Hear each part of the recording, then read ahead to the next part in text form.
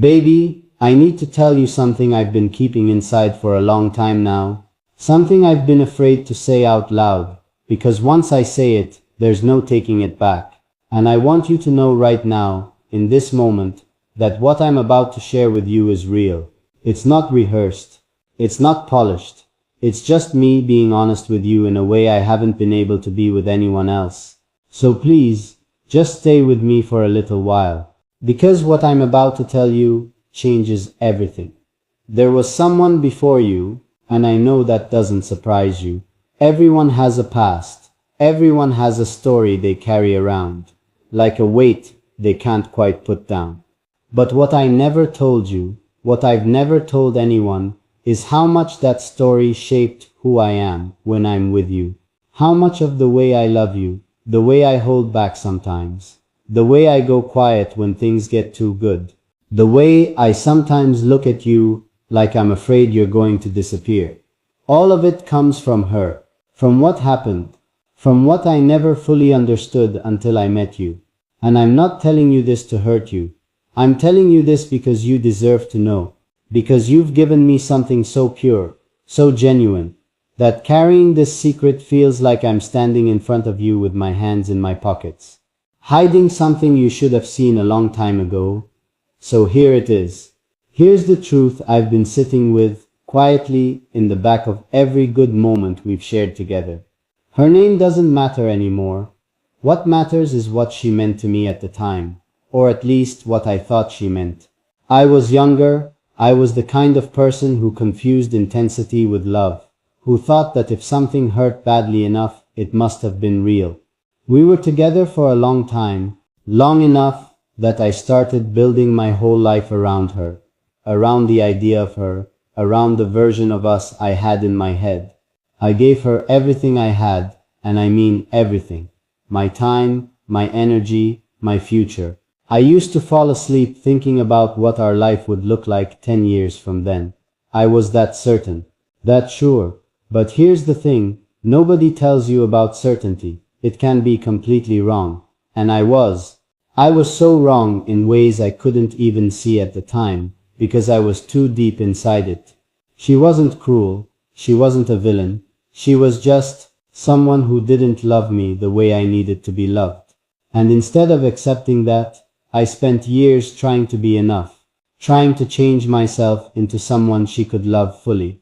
I made myself smaller. I made myself quieter. I stopped saying things because I was always worried about her reaction. I stopped needing things because I thought needing things made me too much. And slowly, without even realizing it, I lost the ability to just exist without earning my place in someone's life. And then one day, and I remember this moment so clearly even now, she looked at me and said something so casual, so effortless, that it broke something in me I didn't even know could break. It wasn't a dramatic fight. There were no tears, no screaming. It was worse than that. It was quiet. And in that quiet, I understood something for the first time. I understood that she had already left, not just that day, but a long, long time before. She had already made peace with losing me. And I had been standing there loving her with everything I had, completely unaware. I didn't know how to survive that. I really didn't. For a long time after, I didn't recognize myself. I kept reaching for things that reminded me of what we had, even the painful parts. Because even the painful parts felt like something. And I genuinely believed that I would never be able to love anyone the way I loved her. Not because she was perfect, but because loving her was the only version of love I knew. It had become my normal, my broken, exhausting, one-sided normal. And then, and this is the part that still makes my chest feel tight when I think about it, then there was you. You didn't come in like a wave. You didn't knock me over or take my breath away in some dramatic cinematic moment.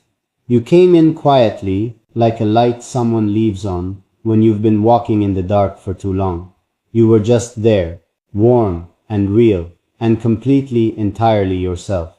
And something in me, something that had been closed for so long I had forgotten it was ever open, started to slowly, carefully come back to life. I didn't trust it at first. I want you to know that. I want you to understand that every time I pulled back from you in those early days, every time I went quiet or put distance between us for no reason you could understand, that wasn't about you. That was me, still carrying her, still expecting things to fall apart, still waiting for the moment you would show me that love always comes with a cost, that warmth always has a limit, that eventually you would make me feel like I had to earn being loved by you, and you never did. You just kept showing up, soft and patient and real, like you knew something I didn't yet know about myself. Do you remember that night? The one where everything was easy, where we were just talking about nothing and everything at the same time. And I went so quiet, you asked me what I was thinking. I told you I was just tired. But that wasn't the truth. The truth was that I was sitting there looking at you and realizing something that terrified me more than anything she had ever made me feel. I was realizing that this, you, us, this ordinary, unremarkable, perfect moment was what I had always wanted, and I didn't know how to hold something I actually wanted. I only knew how to fight for things that were leaving, because she taught me that love is something you have to chase, that you have to prove yourself worthy of it every single day, that if you relax, if you let yourself feel safe, something will come along and remind you that you never really were, and you, without even trying, without even knowing what you were doing, started dismantling all of that, brick by brick, slowly, gently, without asking for anything in return. And I want you to know that I noticed. I noticed every single time you chose me without making me feel like you were choosing me reluctantly. I noticed every time you made space for me, for my silence, for my mess, for the parts of me I wasn't even fully comfortable with yet. I noticed the way you looked at me sometimes, like I was something worth looking at, like I wasn't too much or too little, like I was just enough. Do you have any idea what that did to me? Do you have any idea how long it had been since someone made me feel like just being myself was enough?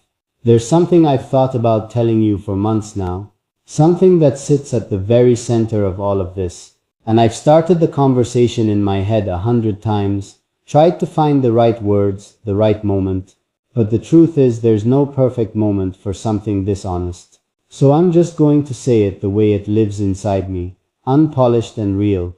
She made me afraid of love. And you slowly, quietly, without even asking to have been teaching me not to be. And I don't know if you understand how rare that is. I don't know if you understand what it means for someone like me.